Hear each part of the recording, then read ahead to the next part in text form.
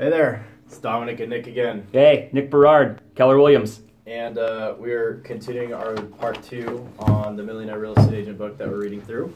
And this morning we're talking about Chapter 2 and the 6 Mythunderstandings in real estate and building a really big real estate business.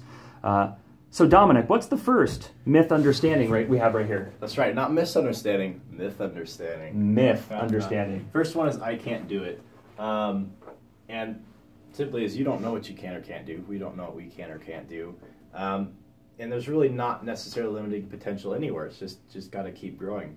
But they give a good example of the 4-minute mile. And there's an Australian runner, John Landy, who made numerous attempts over, I think it was 9 years, trying to break the 4-minute mile. And it failed every time. Super athletic, super good runner.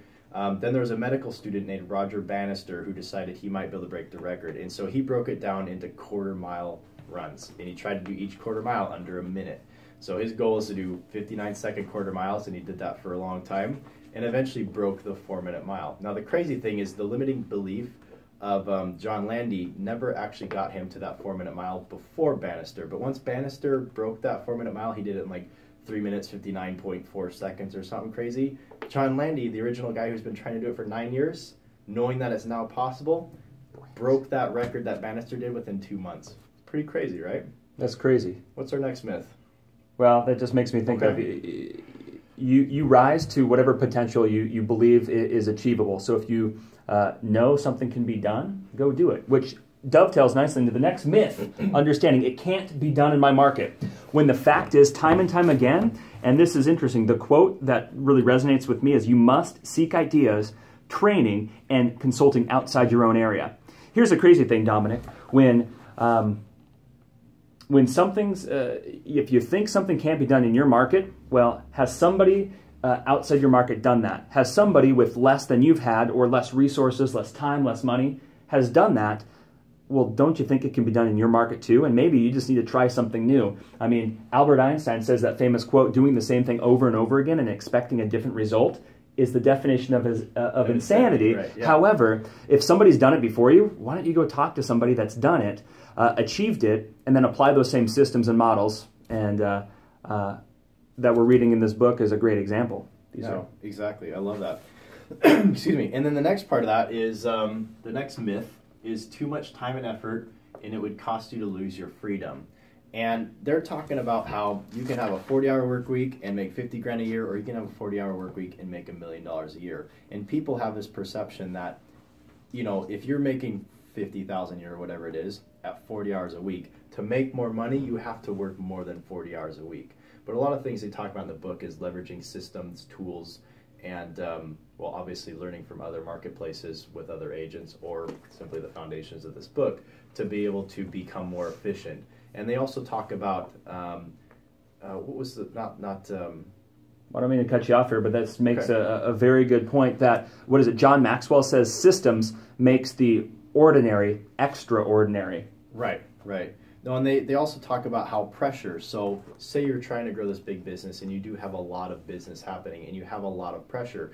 Pressure is what allows you, so a lot of people say we do really good under pressure, but in reality, when you have constant pressure, you're able to be more focused and more efficient, and that's why you're able to do more. And then leveraging that with pressure is also what allows you to grow your business. And the difference between those high achievers in real estate, they're able to focus and can understand and apply leverage to their systems to grow a bigger business. Right. And so say leveraging stuff, you could be risking money, right? So the fourth myth understanding is it's too risky. It's going to cost too much money. When in all actuality, all you have to do is apply a very simple system, Dominic, which I've started in my business, red light, green light, which is hold any investment that you make in your business accountable to a return.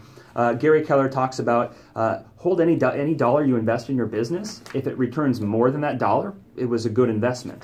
And specifically, he goes to talk about when you invest money, he's talking about a hire he made early on in his career. He was super worried about investing, and he used the example of $60,000 assistant. Salary for an assistant. He was scared because he'd never hired anybody that's double of what he had hired and paid his last assistant. Yet when he broke it down, he said, well, really, he's only risking what he paid more than the last assistant, which would be $30,000. And then he goes on to say, well, really, I'm going to hire them in 30 days if it doesn't work out. Or 3 months. 3 months. Yeah. And he breaks it down. So he was actually only risking $7,500 over 3 months to have an assistant that ultimately was able to add to the bottom line. And there's two ways to look at it. One, red light, green light. Look at money and make sure it's held accountable to a return. And so really understanding your risk. So he realized that a $60,000 assistant, the risk was the $30,000 difference. And then understanding that you could do a system and check to make sure that that assistant is performing. So really the risk is the 3 months that he broke it down to. So understanding the risk, and then yeah, if it's not producing with whatever risk you're taking, you can't be spending more money on it.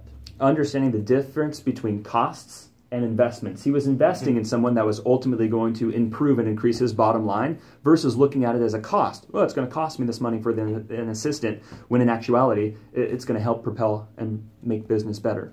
And speaking of assistants or leverage or team members, one of the myths is clients need me. And a lot of times I hear from real estate agents saying, look, my clients want to work with me, they like me, and that's why they do business with me. And that's probably true. They probably do like you, and that's probably why you like real estate and aren't in it. But if you think about it, if you had a good friend who was buying a house from you or selling a house with you, and even though you're really good friends with them, throughout that transaction, if you provided an absolutely horrible experience, would you work with them again? Probably not, if it was a crummy experience. Exactly. So that does break. That's one way of looking at it, that actually systems and making sure the job you're doing is the best it can be. I mean, that's where... What's another word for saying that? If clients truly needed you... Standards, right? Yeah. Standards. If every business truly needed that one person to be successful, every single business would be a one-person business. Fact of the matter is, why is McDonald's hugely successful? Because they have systems that they can model and duplicate. So, and they're always consistent. And very famous quote, that standards aren't what we preach, standards are what we tolerate. That was from a Navy SEAL that came and spoke to one of our leadership events, that standards in a business aren't what you preach, it's what you tolerate. So what are you guys tolerating in your businesses? Because I've looked at mine to see what I'm tolerating in mine and what standards we're setting. No, I love that. The people you're surrounding yourself with, you need to make sure that they're up to your standards. Exactly. So the sixth and final myth understanding is not achieving your goals equals failure. When in all actuality, when the MREA book and Gary Keller is talking about this myth understanding, he uses an example of, he goes over 28 years of, starting in 1832, this individual failed in business, filed bankruptcy. Number of bankruptcies and business failings, defeated for U.S. Congress and Senate, defeat, failure over 28 years. When this individual was ultimately elected to President of the United States of America, it was Abraham Lincoln. So this chapter goes and talks about, if Abraham Lincoln had stopped after 27 years, he would have just been a footnote in American history. He would never have been elected to president in 1860.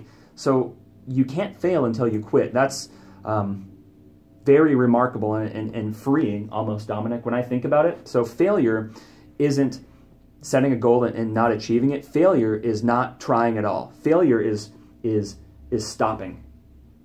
No, I completely agree. And like they said, each time you fail, it's an opportunity to learn. It's an opportunity to not make that mistake again, and it's an opportunity to do it better the next time. So I have a business coach, and this is a huge thing that he always talks to me about, and in terms of looking at business, his big thing is, unless you quit, you can't fail. So every failure you think you're experiencing and every hardship you're going through. It's still some sort of progression forward. Some sort of progression forward, and it's just very reinvigorating that you can fail forward in this business. You can try and screw up, and guess what?